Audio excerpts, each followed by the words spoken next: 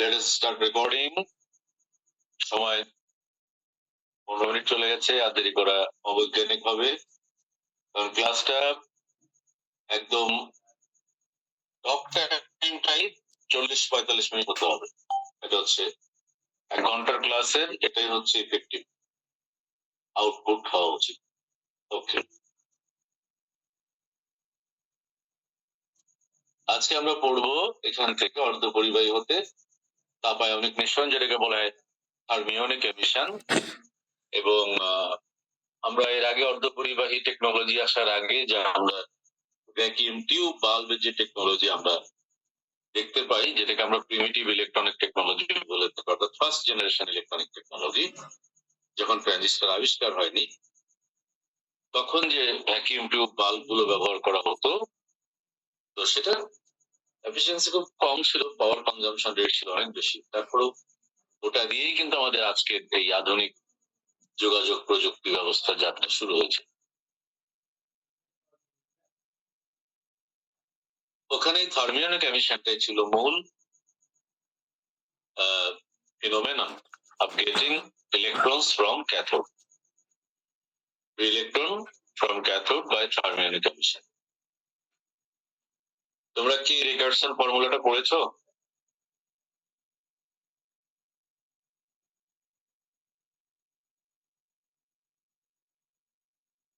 তোমাদের প্রিভিয়াস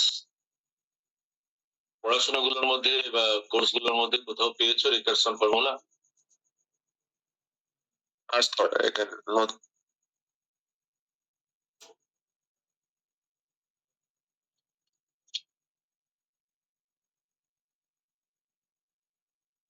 পাওনি না?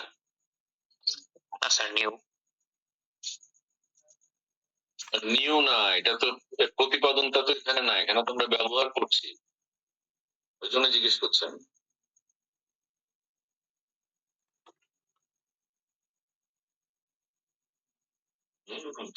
অ্যাটমিক এন্ড মলিকুলার ফিজিক্স বইয়েরও কিছু কিছু বইয়ে, এটা যেমন জে.বি. রাজমের একটা বই ছিল, আমরা আমাদের সময় পড়তাম আমরা, ওখানে একটা জায়গাতে এটা ছিল। এখন তোমাদের ঠিক কোন কোর্সে বোধহয় এটাকে অ্যাকোমোডেট করতে পারে নাই।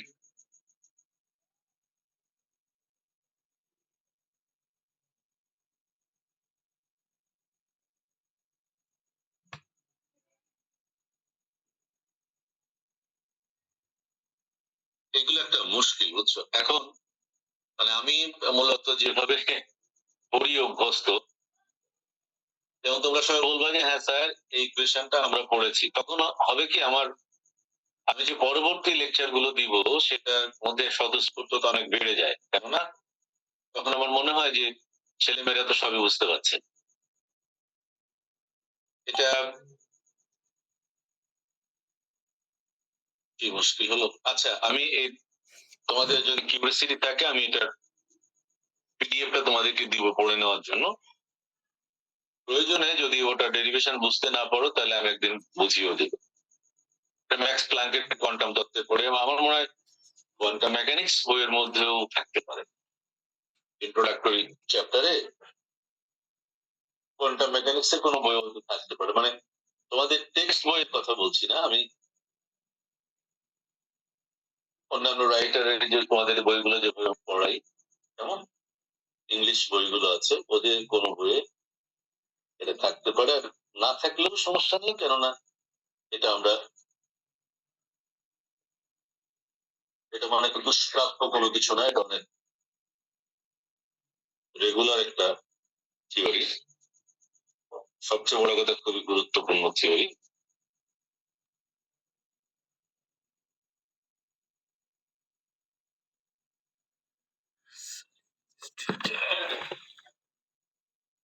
তোমাদেরকে এটা দিব কারণ তোমাদের জানা প্রয়োজন আছে। ফর্মুলা থেকে শুরু করে পড়লে কোনো অসুবিধা নাই, কিন্তু অসুবিধা একটাই, সেটা হচ্ছে তুমি তো শিখলে না, এটা আসলে কোথ থেকে, এটা তো তোমার জানা হলো, এটা হচ্ছে সমস্যা।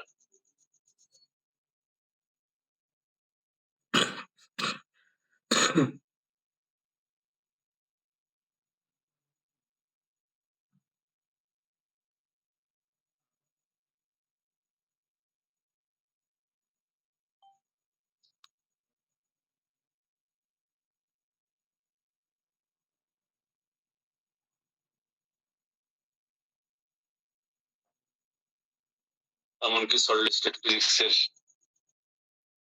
স্কোপের মধ্যেও এটা ইনক্লুড করা যায়। যাই হোক, আমরা অর্ধপরিবাহী হতে তাপায়নিক নিঃসরণ অর্থাৎ তাপজনিত কারণে যে ইলেকট্রন নিঃসরিত হয় কোনো পরমাণু থেকে, সেটা অর্ধপরিবাহক পদার্থের ক্ষেত্রে কেমন হবে সেই জিনিসটা আমরা পড়বো আজকে। তো এই ফর্মুলাটা একটু আমরা দেখে নিই, এটা একটা স্ট্যান্ডার্ড ফর্মুলা। অর্থাৎ যদি প্রবাহ ঘনত্বকে আমি আই দিয়ে প্রকাশ করি, প্রবাহ ঘনত্ব হচ্ছে rate of flow of charge perpendicularly or unit area, সেটাকে আমরা বলি হচ্ছে তোমার প্রবাহ ঘনত্ব। তার ফর্মুলাটা হচ্ছে 4 pi M E K square T square by H cube E to the power minus pi by K T. এই পাই কে বলা হয় তোমার সূচন শক্তি বা কার্য অপেক্ষক, যেটা আমরা ফটো ইলেকট্রিক ক্রিয়ার ক্ষেত্রেও দেখেছি। এটা খুবই কাছাকাছি একটা কনসেপ্ট। তফাৎটা হচ্ছে এই, ফটো ইলেকট্রিক ক্রিয়ার ক্ষেত্রে ইলেকট্রন নিঃসরণ হয় আলোক শক্তির কারণে, আর ফার্মিওনিক এমিশনের ক্ষেত্রে এটা হয় তাপ শক্তির কারণে।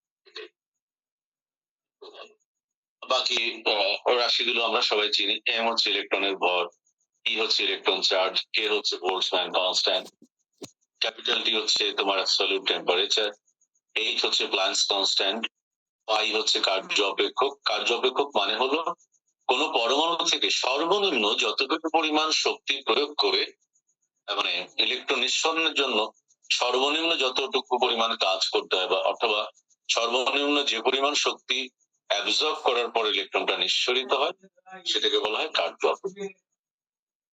এখন দেখো, এখানে একটা আইডিয়া দেওয়া হয়েছে। আমরা জানি যে তোমার মোস্ট প্রবাবল অকুপাইড লেভেলকে বলা হয় ফার্মি লেভেল, যেটা আমরা ফার্মি সারফেস পড়েছি এর আগে, এবং তারও আগে ফার্মি স্তর সম্পর্কে আমরা ধারণা নিয়েছি। সলিড স্টেট ফিজিক্স 1 এর মধ্যে ফার্মি স্তর সম্পর্কে আইডিয়া ছিল আমাদের, এবং দেখেছি যে এই ফার্মি স্তরটা একটা পারফেক্ট সেমিকন্ডাক্টরের ক্ষেত্রে অনেক ক্ষেত্রে এটা Eg/2, মানে EF = Eg/2, অর্থাৎ ব্যান্ড গ্যাপের মাঝামাঝিতে এটা অবস্থান করে। আর ডোপিং করলে তখন ফার্মি স্তরের লেভেলটা যদি আমরা ডনর লেভেল বাড়াই, অর্থাৎ এন টাইপ করি, তাহলে ফার্মি লেভেলটা আস্তে আস্তে উপরের দিকে যায়। যদি এক্সেপ্টর লেভেল আমরা বাড়াই তাহলে নিচের দিকে আসে, অর্থাৎ গ্যাপটা কমিয়ে দেয়। দ্যাট মিনস অকুপাইং টেন্ডেন্সের প্রবাবিলিটিটা বাড়িয়ে দেয়। তো এই ফার্মি স্তর থেকে শূন্য স্তর, অর্থাৎ পদার্থের বাইরে, শূন্য স্তর মানে হচ্ছে পদার্থের বাইরে, তাহলে ফার্মি স্তর থেকে পরিবহন ব্যান্ডে যেতে যেটা, সেটা হচ্ছে একটা এনার্জি গ্যাপ। আর তোমার, বা তুমি মনে করো ফার্মি লেভেল থেকে পরিবহন লেভেলের ব্যান্ড এনার্জি, ফার্মি ব্যান্ড তো বলা যায় না, ফার্মি স্তর বলি আমরা। ফার্মি স্তর থেকে পরিবহন ব্যান্ড বা কন্ডাকশন ব্যান্ড পর্যন্ত একটা গ্যাপ। এরপরে যে পরিমাণ এনার্জি ব্যয় করলে সে বাইরে চলে যেতে পারবে, অর্থাৎ তোমার কি বলে, পরমাণু থেকে ছুটে চলে যেতে পারবে, পরমাণু থেকে বেরিয়ে যেতে পারবে, সেটাকে আমরা বলি ইলেকট্রন অ্যাফিনিটি, এবং সেটাকে কাই দিয়ে প্রকাশ করি। এই টোটাল ডিফারেন্সটা হচ্ছে পাই। অর্থাৎ আমাকে যদি কোনো পরমাণু থেকে ইলেকট্রনকে অবমুক্ত করতে হয়, তাহলে কমপক্ষে আমাকে এই পরিমাণ এনার্জি অ্যাপ্লাই করতে হবে। এটা হচ্ছে কনসেপ্ট। মনে করি পরিবাহী ব্যান্ডে যে ইলেকট্রন আছে তা মুক্ত ইলেকট্রনের মতো আচরণ করে, এবং এর কার্যকর ভর বা ইফেক্টিভ মাস হচ্ছে এম স্টার। মনে করি শূন্য স্তরের শক্তি পরিবাহী ব্যান্ডের নিচের স্তরের চেয়ে উচ্চতর। এটা খুবই স্বাভাবিক, কারণ পরিবহন ব্যান্ডটাও তো পরমাণুর মধ্যেই অবস্থিত, তাই না? আর শূন্য স্তর যেটাকে আমরা বলছি, এটা হচ্ছে আউটসাইড দ্য অ্যাটম। তাহলে ওখানে পাঠাতে গেলে যে পরিমাণ শক্তির প্রয়োজন, সেটাকে আমরা বলছি কাই। তার নাম হচ্ছে কাই। কাইকে বলা হয় ক্রিস্টালের ইলেকট্রন আসক্তি বা ইলেকট্রন অ্যাফিনিটি।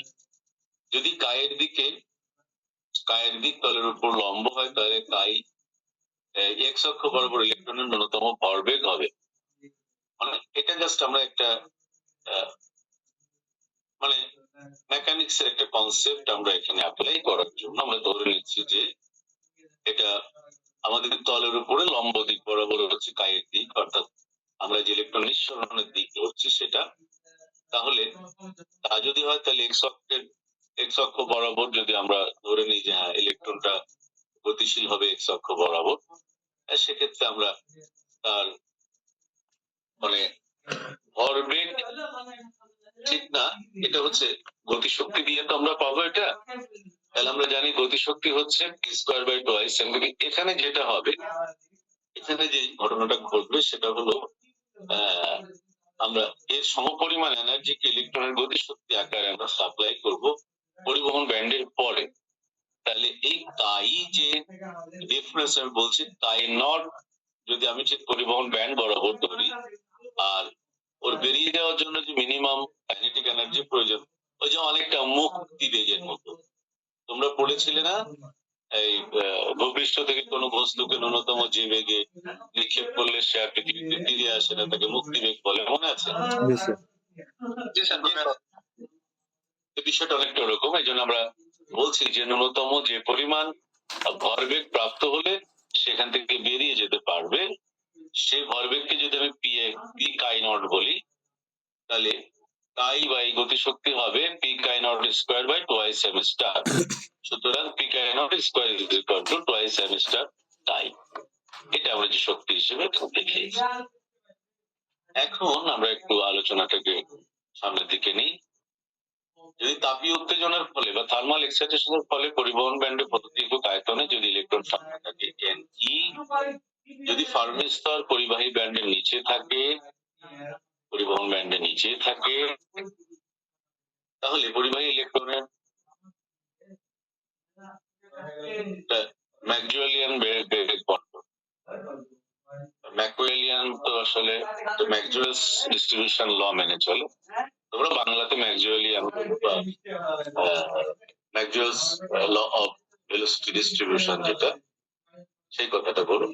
এটা কিন্তু তোমরা আবার থার্মাল ফিজিক্সেও পড়েছো, স্ট্যাটিস্টিক্যাল ফিজিক্সও বা এমনকি সলিড স্টেট ফিজিক্সও এই ম্যাক্সওয়েলস ডিস্ট্রিবিউশন রয়েছে। স্ট্যাটিস্টিক্যাল মেকানিক্স থেকে রয়েছে Fermi Dirac distribution, Maxwell's distribution. হ্যাঁ, এটা ফ্রি পার্টিকেলের জন্য তার আমরা যে কি বলে তোমার মোমেন্টাম স্পেস বলি, তো মোমেন্টাম স্পেসের তিনটা ডাইমেনশন আর স্থানাঙ্ক স্পেসের তিনটা ডাইমেনশন, এই ছয়টা মিলে যেটা হয় সেটাকে বলে আমরা ফেজ স্পেস। এখানে আমরা দেখাচ্ছি যে n, that means number of electrons per unit volume as a number n. তো এর একে যদি মোমেন্টামের ফাংশন হিসেবে আমি ধরি, মোমেন্টামের তিনটা কম্পোনেন্ট থাকবে এক্স ওয়াই জেড, এবং তাদের স্মল ভেরিয়েশন ডিপিএক্স ডিপিওয়াই ডিপিজেড। সো এই ডিপিএক্স ডিপিওয়াই ডিপিজেড এই মোমেন্টাম স্পেসের মধ্যে বা মোমেন্টামের যে তিনটা ডাইমেনশন এই স্পেসের মধ্যে আমরা যদি ডিস্ট্রিবিউট করি ম্যাক্সওয়েলস ল, এই ডিস্ট্রিবিউশন ফর্মুলাটা হবে এরকম: n e by twice pi m star kt to the power 3 by 2 e to the power minus p square by twice pi m star kt dpx dpy dpz। এটা স্থানাঙ্ক ব্যবস্থার ক্ষেত্রে এটাকে dv লিখতাম আমরা একবার, অর্থাৎ dx dy dz। কিন্তু যখন সেই ভেরিয়েশনটা মানে ডাইমেনশনটাকে আমি মোমেন্টামে নিয়ে যাচ্ছি, তখন আমি বলছি dpx dpy dpz। আচ্ছা, এরও আগে যদি তোমার মনে হয় যে স্যার আমি তো ফর্মুলা করতে গিয়ে আসছে জানি না, তাহলে আবার তোমাকে ব্যাক করে ম্যাক্সওয়েলস ডিস্ট্রিবিউশন, তারপরে ম্যাক্সওয়েল বোলটজম্যান ডিস্ট্রিবিউশন, তারপর হচ্ছে Einstein distribution, Bose Einstein distribution বা স্ট্যাটিস্টিক্স, ফার্মি ডিরাক ডিস্ট্রিবিউশন, এগুলো একটু পড়ে আসতে হবে। ঠিক আছে? সুতরাং অর্ধপরিবাহীর ক্ষেত্রে প্রবাহ ঘনত্ব এভাবে লিখতে পারি আমরা, অর্থাৎ অর্ধপরিবাহীর ক্ষেত্রে আমরা কি জানি দেখালাম, তোমার ইয়ের পরিমাণ, মোমেন্টামের পরিমাণটা কোথায় ছিল। আচ্ছা, প্রথমে আমরা প্রবাহ ঘনত্বের ক্ষেত্রে যেটা আমার ইকুয়েশন ছিল I is equal to this, এটা হচ্ছে রিকারশন ফর্মুলা, এটা মাথায় রেখো। তারপরে নাম্বার অফ ইলেকট্রন ইনটু তার চার্জ ডিভাইডেড বাই এত, ইন্টিগ্রেশন তিনটা ইন্টিগ্রেশন আসবে ডিপিএক্স ডিপিওয়াই ডিপিজেড এর পক্ষে। তারপরে আসবে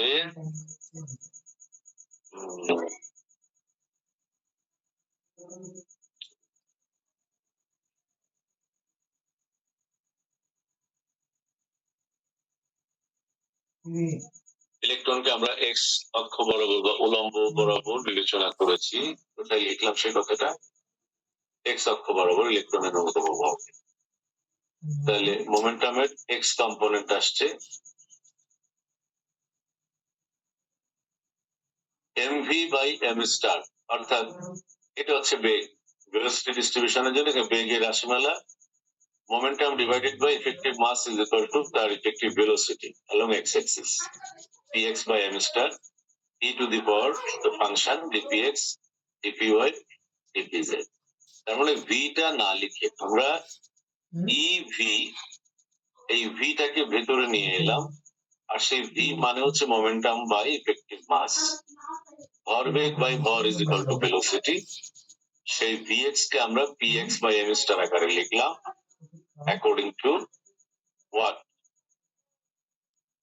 NEV মনে আছে? জি স্যার।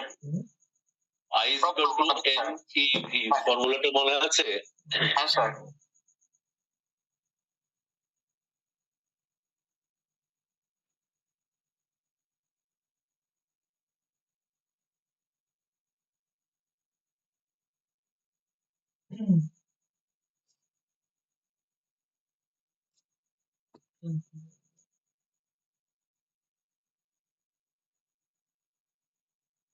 মনে করে দেখো, আমরা জেনারেল ইলেকট্রিসিটি পড়েছিলাম তাড়ন বেগের সাথে I is equal to NEAV, মনে পড়ে ফর্মুলাটা? জি স্যার। এখন ওরা এই আইটাকে আসলে যে এর জায়গাতে লিখেছে I by A is equal to NEV। এই n এর ডিস্ট্রিবিউশন ফাংশনটা আমি পেয়েছি এখান থেকে, n as a function of px py pz within the momentum space dpx dpy dpz is equal to কি পেয়েছি আমরা? ne divided by twice pi m star kt to the power 3 by কি ছিল আমার ওইটা আমার কাছে নাই এই মুহূর্তে। তারপর কি ছিল বলো? টু দি পাওয়ার মাইনাস এখানে সামথিং ইন্টু ডিপিএক্স ডিপিওয়াই ডিপিজেড। তাহলে এই ডিপিএক্স ডিপিওয়াই ডিপিএক্স ডিপিওয়াই কিন্তু কমন একটা ফ্যাক্টর বলো। এখন আমরা এই জিনিসটাকে কারেন্ট ডেন্সিটি যে পরিবর্তে আমরা এটাকে ক্যাপিটাল আই দিয়ে বোঝাচ্ছি, অর্থাৎ এটা প্রবাহ মাত্রা, এটা কারেন্ট ডেন্সিটি। তাহলে এটা ইজ ইকুয়াল টু হবে NEV। NEV তাহলে আমার NE হচ্ছে এখানে ছিল কি, n এর পরিবর্তে এটাকে NE বলছি আমরা, number of electrons per unit volume. তাহলে E দিয়ে গুণ করলাম, এই ভিটা করব আমার এই ক্ষেত্রে ভি হচ্ছে Vx, কারণ না আমার ইলেকট্রনের, আমি ইলেকট্রন ট্রানজিশনটা বা তার এসকেপিংটা আমি ধরে নিচ্ছি এক্স অক্ষ বরাবর। তাহলে আর এখানে ইলেকট্রনের মাস হবে ওকে নর্মাল মানে ইউজুয়াল মাস বললাম, মানে ইফেক্টিভ মাস বলতে হবে। তাহলে ইলেকট্রনের এক্স অক্ষ বরাবর মোমেন্টাম যদি px হয় তাহলে px ইজ ইকুয়াল টু হবে m স্টার vx। সুতরাং vx is equal to px by m star. বোঝা গেল এখন?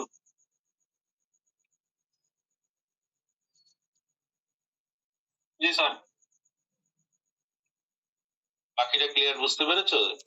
এটা কোত্থেকে এলো স্যার আরেকবার একটু হ্যাঁ, স্যার। বলেন। এখানে vx অর্থাৎ I is equal to NEV। তো এই যে n মানে হচ্ছে এটা,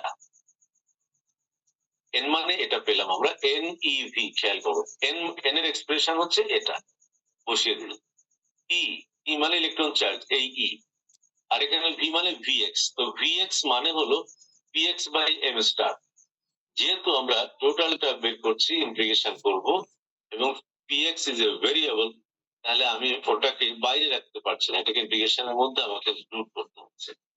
তাহলে ফর্মুলা আমার NEV ঠিকই আছে, এই ক্ষেত্রে হচ্ছে NEVX, যেগুলো কনস্ট্যান্ট বাইরে রেখেছি, আর যেটা ভেরিয়েবলের আওতাভুক্ত তাকে আমরা বেরিয়ে ক্লিয়ার ক্লিয়ার স্যার। ওকে। এখন দেখো PY ও PZ এর সমাকলন সীমা -ইনফিনিটি থেকে +ইনফিনিটি। কারণ কারণ হচ্ছে যে আমরা ইলেকট্রনটার যে, আমি আবারও বলছি, ইলেকট্রনটার যে মুভমেন্ট আমরা ইলেকট্রনটা যে স্কেপ করবে ম্যাটেরিয়াল থেকে শূন্য স্তরে যাবে, সেই দিকটাকে আমরা ধরে নিয়েছি, এক্স ডিরেকশন। তাহলে বাকি দিকে তার যে মোমেন্টাম বিস্তৃতি, যেহেতু ওটা আমি কনফাইন করিনি, so it can take any value. আমি বলতে পারি না যে অন্যদিকে তার মোমেন্টাম নাই, সেটা বলতে পারি না। তার কারণ সব ইলেকট্রন আমার কথা মতো এক্স অক্ষ বরাবর চলছে না, বাট তার মোমেন্টামের যদি কোনো কম্পোনেন্ট থেকে থাকে, it may take any value between -infinity to +infinity. That's not my headache. কিন্তু আমি যখন থ্রি ডাইমেনশনালি চিন্তা করছি, অর্থাৎ মোমেন্টাম স্পেস থ্রি ডাইমেনশনালি চিন্তা করছি, আমাকে এই জবাবদিহিটা ক্লিয়ার করে যেতে হবে। ওই জন্য আমি জানি যে আমি যে ডিরেকশনে ধরেছি সেদিকে আমার সমাকলনের সীমা পি এর মিনিমাম ভ্যালু PX0, ম্যাক্সিমাম অসীম পর্যন্ত হতে পারে, যেহেতু সে আমার পুরো ম্যাটেরিয়াল থেকে স্কেপ করে চলে যাবে, সে কত ভ্যালু নিতে পারে এখন। অন্যান্য দিকেও সে যে কোনো দিকে যেতে পারে, কিন্তু আমি এখন হিসাব করছি আমি যেটা কল্পনা করেছি বা আমি যেটা হিসাবের মধ্যে রাখবো, আমি সেটা মাথায় রেখেছি। সেটা কি? তাহলে মিনিমাম যেটা হতে পারে সেটা হচ্ছে তার পরিবহন ব্যান্ডে থাকা অবস্থায় শক্তির কারণে তার যে ন্যূনতম মোমেন্টামের ভ্যালু ছিল সেটা, আর তাকে আমরা থ্রো করে দেবো আউট অফ অ্যাটম। যেমন আমরা মুক্তিবেগের সময় বলেছি যে এটা ভূপৃষ্ঠ থেকে অসীমে চলে যাবে, কনসেপ্ট অনেকটা ওরকম। এখন সে অসীমটা যে কতটুকু দূরে আমরা জানি না, আসলে ওরকম সময় ওই জায়গাতেই আমরা আনএস্টিমেটেড হলে তখন আমরা এই কনসেপ্টটা অ্যাপ্লাই করি এবং ফিজিক্যাল সিগনিফিকেন্স অনুযায়ী এটা গ্রহণযোগ্য। তার কারণ অসীমিত হতেও পারে, সেটা ফিরে আসছে না, সেটা ব্যাক করছে। আমি যে কন্ডিশনে তাকে থ্রো করছি, সেই কন্ডিশন চেঞ্জ না করা পর্যন্ত তো আমি তাকে রিটার্ন করতে পারছি না, সুতরাং আমি অসীম বলতেই পারি। তাহলে এই লিমিটের মধ্যে যদি আমি ইন্টিগ্রেশন করি, তাহলে পাচ্ছি, দেখো এখানে অ্যাকচুয়ালি p² মানে px² plus py² plus pz²। Total p কে তুমি তিনটা ভাগে ভাগ করো, তাহলে তুমি এখানে তিনটা ইন্টিগ্রাল পাচ্ছ। একটা হচ্ছে px by m star e to the power minus px² by this, clear, into e to the power minus py² by this, into e to the power। তাহলে ওরাও একটা স্ট্যান্ডার্ড ইন্টিগ্রাল আকারে আসছে, এবং ফাইনালি এই ইন্টিগ্রেশন তোমার কোডে দেখানোর দরকার হচ্ছে না, ফাইনালি তুমি এই রেজাল্টটা পাচ্ছ। এখান থেকে এই রেজাল্টটা পাচ্ছ, I is equal to this is for your semiconductor অর্ধপরিবাহী। অন্তর্জাত অর্ধপরিবাহী যেমন NE ব্যবহৃত হয়, তেমনি বহির্জাত অর্ধপরিবাহীর জন্য আমরা এটি ব্যবহার করতে পারি। বহির্জাত মানে যেটা এক্সট্রিনজিক, অর্থাৎ ভেজাল মিশ্রিত। তাহলে সেক্ষেত্রে আমরা যদি এই যে স্ট্যান্ডার্ড ইকুয়েশনটা রয়েছে I is equal to this, ইকুয়েশনটাকে যদি আমরা এর সঙ্গে কম্পেয়ার করে দেখো,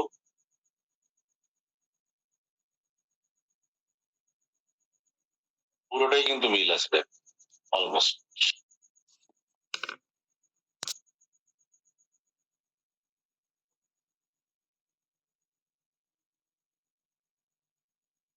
তুমি এখন এখান থেকে কম্পেয়ার করলে ফাই এর ইকুইভ্যালেন্ট টার্ম গুলো নিলে তুমি পেয়ে যাচ্ছ, আইডিয়াটা পাচ্ছ। পর্যবেক্ষণ করে দেখা যায় যে কার্যকর ভর বাদ দিয়ে সমীকরণ 2 ও 5 হবে। সমীকরণ 4 অনুসারে থার্মোআয়নিক নিঃসরণ NE এর সমানুপাত, অর্থাৎ নিঃসরণ প্রবাহ ঘনত্ব বা কারেন্ট ঘনত্ব বস্তুর পরিবাহিতার সাথে সম্পর্কিত। এই ডিসিশনে আসার জন্য আমরা এই থিওরিটা করলাম। আমরা যদি সাইদুজ্জামান স্যারের বইটা দেখি, হারমোনিক এমিশন থেকে উনি ডেরাইভ করেছেন কিনা নাকি বেস্টের ভাবে আলোচনা করেছেন, এটা তো আমরা কতদিন পড়লাম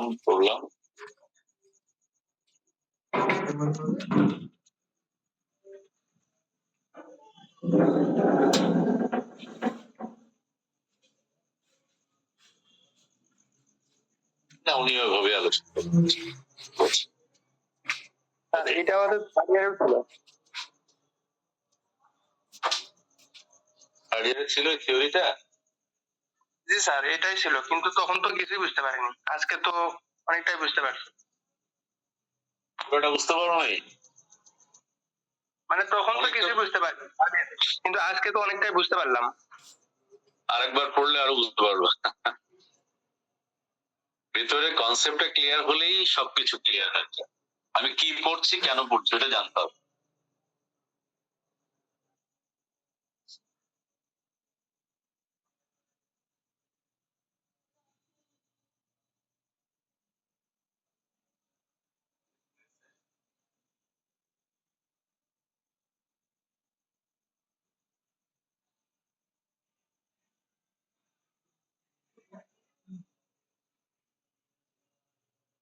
এখন কতগুলো সিস্টেম আছে পড়াশোনা, বুঝছো? শাখান, শুনতে পাচ্ছ? জি স্যার, রিপাত, রাকিব, সবাই শুনতে পাচ্ছ তো?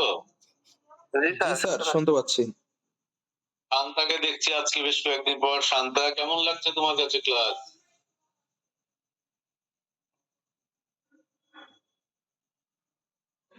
শান্তা, শুনতে পাচ্ছ? শান্তা,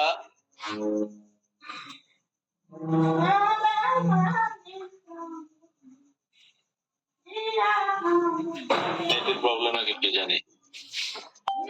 আচ্ছা, যাই হোক, তৌহিদ আহমেদ,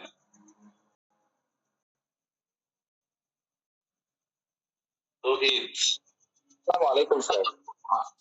ওয়ালাইকুম আসসালাম। তুমি কিন্তু মাঝে মাঝে ইদানিং তোমাকে দেখি না, ঘটনা কি? স্যার, একটু পারিবারিক কিছু কাজে একটু ব্যস্ত থাকায় অনলাইন ক্লাসে একটু রেগুলার হতে পারছি না। Sorry sir. আজকের এক্সপ্লেনেশনটা খুব ভালো লেগেছে স্যার।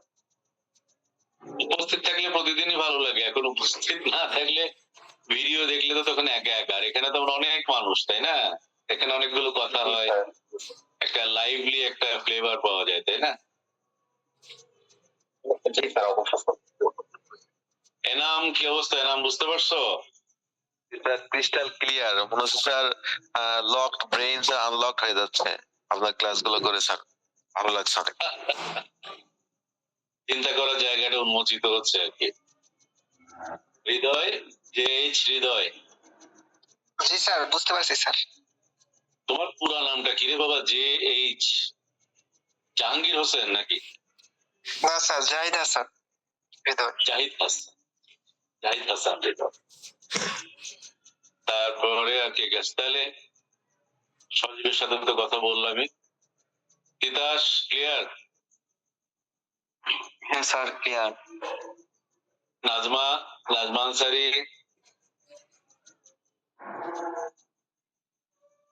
জি স্যার, আদাব। আদাব। ক্লিয়ার হয়েছে কনসেপ্ট? জি স্যার। তার মানে কি, ফিজিক্স এমন কোনো খটমটে কোনো বিষয় নয়, ফিজিক্স চাইলে বোঝা যায়, কিন্তু বোঝার জন্য যে আনুষঙ্গিক উপকরণ গুলো দরকার সেটা থাকতে হবে। ঠিক আছে, একদিকে বোঝার মতো বুঝতে চাওয়ার মানসিকতা থাকতে হবে, অন্যদিকে আবার বোঝার উপকরণ গুলো নিশ্চিত করতে হবে। তো যেটা বলছিলাম যে এখানে কতগুলো কৌশল আছে, যেমন ধরো আমরা বেশ কয়েকটা থিওরি পড়লাম, এখন এতটুকু আমাদের কাছে ক্লিয়ার যে এখন এই চ্যাপ্টারে সব ক্যালকুলেশনের ধরন কিন্তু এরকমই হবে, সব কনসেপ্ট গুলার আলটিমেট ধরনটা কিন্তু এই প্যাটার্নই।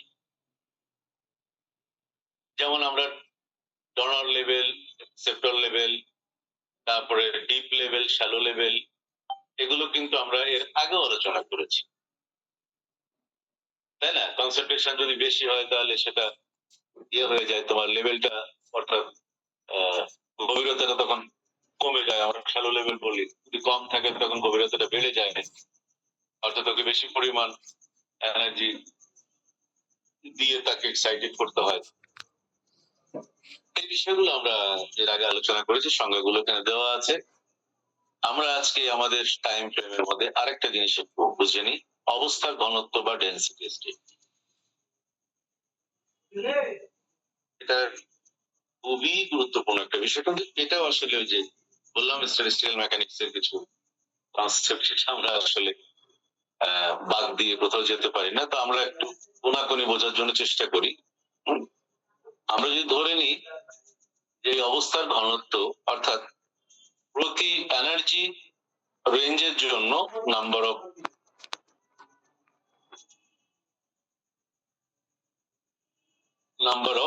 ইলেকট্রনস, তাহলে ইলেকট্রন স্টেটের সাথে এনার্জি রেঞ্জের যে রেশিও, এটাকে আমরা বলছি ঘনত্ব। আসলে ঘনত্বতে কোনো না কোনো একটা এস্টিমেশন প্যারামিটার থাকতে হবে। যেমন আমরা বলি কোনো পার ইউনিট ভলিউমে যে মাস, সেটাকে আমরা বলি কোনো বস্তুর ঘনত্ব। তাহলে কোনো নির্দিষ্ট এরিয়াতে প্রতি স্কোয়ার কিলোমিটারে যে পরিমাণ লোক বাস করে তাকে আমরা বলি জনসংখ্যার ঘনত্ব। তাহলে ঘনত্ব বোঝাতে গিয়ে তো আমাকে কোনো না কোনো একটা জায়গাতে দাঁড়াতে হবে, কোনো না কোনো একটা এককের উপর নির্ভর করতে হবে। তদ্রূপ আমরা প্রতি একক শক্তি ব্যবধানের জন্য যে যে সংখ্যক ইলেকট্রন আমরা পাই, ওটাকে আমরা বলছি অবস্থা ঘনত্ব বা ডেন্সিটি অফ এ স্টেট। আমরা পড়ছি কিন্তু কোয়ান্টাম মেকানিক্যাল কনসেপ্ট, মাথায় রাখতে হবে। তাহলে প্রত্যেকটা স্টেট কিন্তু কোয়ান্টাম স্টেট, এবং এখানে কোনো প্রকার কন্টিনিউয়াস কনসেপ্ট মাথায় ঢুকালে চলবে না। কোয়ান্টাম স্টেট মানে অ্যালাউড এবং অ্যালাউড এন্ড পার্টিকুলার, এটা তোমার ইচ্ছা মতো মানে কন্টিনিউয়াস হবে। ভ্যালুগুলো যদি 1 2 3 4 এভাবে হয় লেভেল গুলো, তোমার মাথায় সেটাই রাখতে হবে। 1 থেকে 2 এর মধ্যে 1.1 1.2 এগুলো যদি অ্যালাউড না হয়, তাহলে এই অ্যালাউড মানে নন অ্যালাউড কোনো কনসেপ্ট তোমার মাথায় ঢুকলে কিন্তু সমস্যা। কারণ আমরা জানি যে ইলেকট্রনের এনার্জি লেভেল গুলো কোয়ান্টাইজড বা ছিন্নায়িত, এটা কিন্তু কন্টিনিউয়াস কোনো কনসেপ্ট নয়। এবং কোয়ান্টাম আর কন্টিনিউয়াস এর মধ্যে অর্থাৎ ডিসক্রিট এবং কন্টিনিউয়াস নিয়ে অনেক উদাহরণ দিয়েছে তোমাদেরকে পর্যন্ত, ইভেন বিল্ডিং এর ফ্লোর গুলো পর্যন্ত দিয়েছে যে first floor, second floor, third floor, একটা নির্দিষ্ট লেভেলে ছাড়া আমরা স্বতঃস্ফূর্তভাবে অবস্থান করতে পারি না। আমরা চাইলে তো ঝুলেও থাকতে পারি, কিন্তু ইলেকট্রন সেটাও থাকতে পারবো না, তাকে ওই অনুমোদিত শক্তি স্তরেই থাকতে পারে। তাহলে জি এখানে as a function of E বলছি আমরা, G is equal to d N by d E. D N হচ্ছে ই এবং ই প্লাস ডি শক্তি ব্যবধানের মধ্যে ইলেকট্রনিক কোয়ান্টাম অবস্থার সংখ্যা। আর মুক্ত ইলেকট্রন গ্যাসের জন্য এটা ফ্রি ইলেকট্রন থিওরি থেকে আমরা জানি, এটা থার্ড ইয়ারের সলিড স্টেট ফিজিক্স মনে ফ্রি ইলেকট্রন থিওরি পড়েছো তোমরা, যে প্রতি শক্তি স্তরের দুটি কোয়ান্টাম অবস্থা থাকে। প্রত্যেক শক্তি স্তরে দুটি কোয়ান্টাম অবস্থার মানে হলো, ওই যে আমরা বলি according to Pauli's exclusion principle, no two electron can have all their quantum numbers same। তাহলে একটা পার্টিকুলার কোয়ান্টাম স্টেটে মানে তোমার শক্তি স্তরে দুটো কোয়ান্টাম অবস্থা থাকতে পারে due to the opposite spin of two electrons. তাহলে সুতরাং প্রকৃত অবস্থা ঘনত্ব যদি আমরা বলতে চাই, তাহলে that should be 2 into DN by DE for electron. অর্থাৎ আমরা ডেফিনিশনে যেটা বলেছি, but for electron this will be just double, অর্থাৎ 2 ইন্টু ডিএন বাই ডিই। এখন আমরা কোয়ান্টাম মেকানিক্সও পড়েছি, তারপরে তোমার ইলেকট্রন থিওরিতেও পড়েছি যে energy level at any quantum state energy লেভেলকে আমরা ওয়ান ডাইমেনশনাল প্রবলেমের মধ্যে পার্টিকেল ইন এ বক্স এর মধ্যে আমরা পড়েছি, মনে আছে? পার্টিকেল ইন এ বক্স, বাক্সে আবদ্ধ কণার শক্তি স্তর, মনে পড়ছে? কোয়ান্টাম মেকানিক্স পড়েছি, মনে আছে? কথা বলো না কেন? থার্ড ইয়ারে ছিল তো স্যার, এটা স্যার মানে ক্লিয়ারলি স্যার মনে নেই। না, এটা খুব সিম্পল ছিল। En is equal to h car square by twice m pi by l square n square। এই n টা হচ্ছে কোয়ান্টাম স্টেটটাকে, n এর মান হচ্ছে তোমার 1 2 3 4 এভাবে করে যায়, আর n equal to 0 হলে গ্রাউন্ড স্টেট বোঝায়। তাহলে এখান থেকে ডিই বাই ডিএন বের করলে আমরা জাস্ট সিম্পল ডিফারেন্সিয়েশন করলে আমরা এই জিনিসটা পাচ্ছি। So DE by DN equal to h square square pi square by ML square n. এবার এক নাম্বার সমীকরণ থেকে তুমি যদি মিলাও তাহলে ডিএন বাই ডিই এর ভ্যালুটা বসানোর পরে আমরা একটু পাটিগণিতের কাজ যদি করি, করার পর আমাদের বিষয়টা দাঁড়াচ্ছে এরকম, twice l by h cut pi m by twice e to the power half. এটাই হচ্ছে তোমার অবস্থা রাশিমাল। এখানে যেভাবে লেখা আছে তুমি ওভাবে লিখতে পারবে, কারণ এগুলো তোমার প্রিভিয়াস লার্নিং। যেমন এই ইকুয়েশনটা তুমি সরাসরি ইউজ করতে পারবে, এটা প্রিভিয়াস লার্নিং তোমার, কেমন? আর এটাকে রিঅ্যারেঞ্জ করে লেখা হয়েছে, এখানে কোনো ফর্মুলা নেই, এটা জাস্ট রিলেশন গুলোকে রিঅ্যারেঞ্জ করে।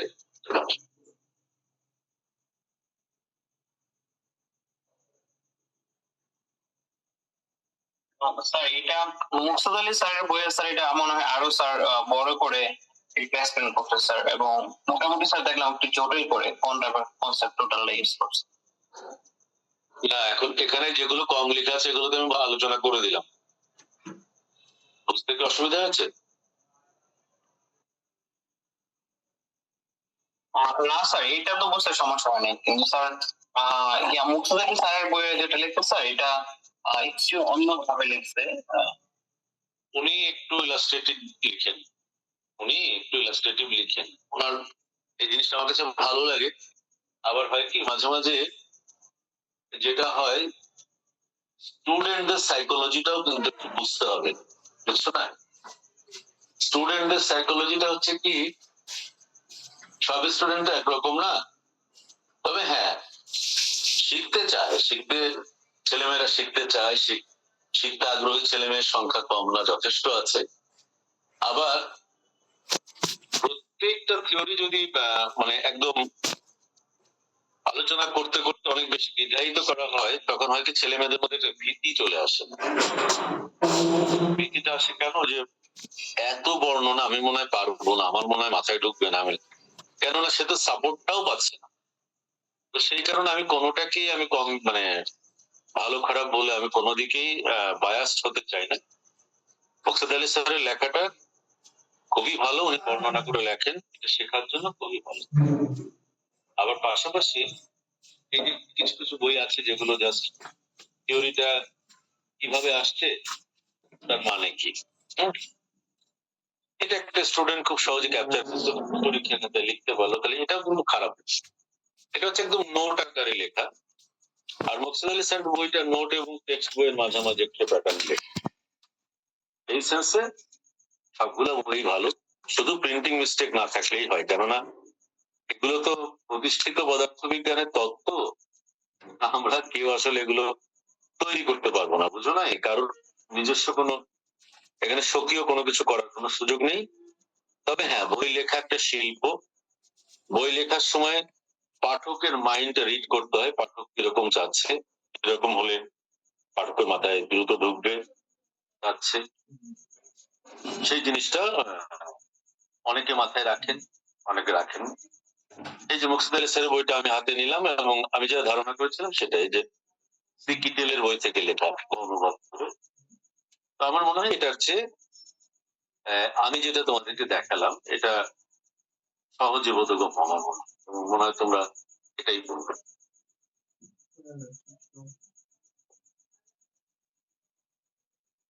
ঠিক আছে, ঠিক আছে তোমাকে মাথায় রাখতে হবে আমি ভুল পড়ছি কিনা। কোন প্রকার ভুল থাকলে সেটা কিন্তু সে যে বই হোক না কেন, সেটা যদি আমেরিকান বইও হয়, ভুল কিন্তু ভুল। এরপরের যেটা আছে এটা আমার মনে হয় তোমরা নিজেরা পড়লে এখন বুঝতে পারবা, কারণ প্যাটার্নটা তোমরা বুঝে গেছো যে এনার্জি গ্যাপ কাকে বলে, কন্ডাকশন ব্যান্ড কাকে বলে, ব্যালেন্স ব্যান্ড কাকে বলে, ফার্মি এনার্জি কাকে বলে, তারপরে ডিফারেন্স কাকে বলে। এই জিনিসগুলো তোমাদের মাথায় কিন্তু এখন চলে আসছে, তোমরা অনেক কিছুই এই গত লেকচার গুলো থেকে তোমরা অনেক কিছু কিন্তু পড়ে ফেলেছো। আমার মনে হয় যেমন এটা সিম্পল ম্যাথমেটিক্যাল প্রপাগেশন, এখানে কোনো প্রকার অ্যাডিশনাল বা আনলি কোনো জিনিস নাই, একটা লাইন বাই লাইন চলে আসছে। আমি তো পড়াবোই নেক্সট ক্লাস এখান থেকে শুরু করবো, তোমরা যদি আমার আগে তোমরা একটুখানি ঢুকে থাকো, তাহলে তোমরা আর একটু মানে দ্রুত ক্যাপচার করতে পারবে এই আর কি। মানে তোমার ক্লাসের এনজয়মেন্ট আরো বাড়বে। তাহলে নেক্সট ক্লাস আমরা শুরু করবো 4.22 থেকে, কেমন? ঠিক আছে স্যার। আজকে এ পর্যন্ত কারো কোনো কথা আছে, কারো কোনো সমস্যা বা ক্লিয়ার হয়নি, কনফিউশন মনে হচ্ছে এরকম কোনো জায়গা ছিল কি এই আলোচনায়? জি না স্যার, একটু ক্লিয়ার স্যার। তবে স্যার কালকে কি ক্লাস হবে? স্যার। কালকে দেখো আমাদের সিলেবাস কিন্তু আমাদের সময়ের সাথে ভালোই আগাচ্ছে এখন, আমরা কিন্তু পিছনে নাই খুব একটা কোনো দিকেই। জি স্যার। না স্যার, ওই আপনি তো বলছিলেন স্যার, তাই মনে করে আমি দিলাম। বলেছি তোমরা চাইলে বাবা আমার ক্লাস নিতে কোনো আপত্তি নেই, আমার ক্লাস নিতে ভালো লাগে, আমি এটা এনজয় করি। আমি তো বাইরে আমার সময়ও খুব একটা ক্ষেপণ করার মতো জায়গা নেই। আর আমাদের টিচারদের যে ক্লাব সেটা ক্যাম্পাসে, আমাদের শহরে কোনো ক্লাবও নাই। আর যেখানে সেখানে তো আমার মনে করো যাওয়ার কোনো প্রয়োজন নাই। সুতরাং আমি বাসায় থাকি মোস্ট অফ দ্য টাইম, নিজে লেখাপড়া করি বা নিজের কাজ করি, গবেষণার কাজ করি। সো আমি available almost all the time. যদি হ্যাঁ, তবে শুক্রবার আর সব পারিবারিক কিছু ইনভলভমেন্ট থাকে, সারা সপ্তাহটা আমি সময় দিতে পারি না, এই কারণে হয়তো তখন অকুপাইড থাকি। তো তোমরা যদি ক্লাস করতে চাও আমি করাতে পারি, অসুবিধা নেই। স্যার কালকে ক্লাসটা আমার মনে হয় যে স্যার সবগুলো আপলোড করে দিলাম, কালকে ক্লাসটা না নিলে বেটার হয়েছে, কারণ অনেকগুলো পড়া যাবে ম্যাথ, এগুলাকে একটু রিভাইজ দিতে হবে স্যার। ঠিক আছে, তো সবাই কি একমত? তোমরা সজীবের সাথে একমত তোমরা সবাই? এটাই ভালো হয়, এটাই করো।